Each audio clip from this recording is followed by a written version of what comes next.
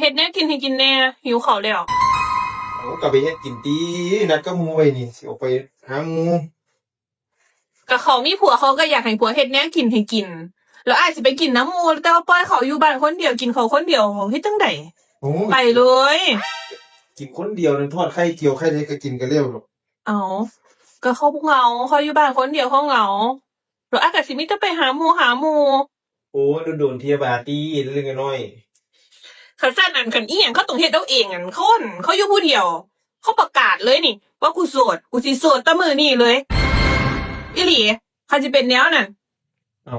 กูหาไม่ได้คือเห็ดนี่กูว่าเกิดบ่อึดเห็ดเม็ดน่ะ เริ่มไปโซน กะสิปานนี่ เริ่มอยากโซนแล้วได้ป่ะ กูสิโสดต่อมือนี่เลยปัญญาคอแขกก็ไปหาหมู่นี่กูโสด โซนทันที กูสิแต่งตัวใหม่กูสิลดหุ่นกูสิสวยเลย หาไม่ได้ทันทีเลย ติดสวยเลยนะมึงเนาะ ตอนนี้กูเดี๋ยวกูก็งามบัดนี่กูโสดปุ๊บกูงามปรับโหลด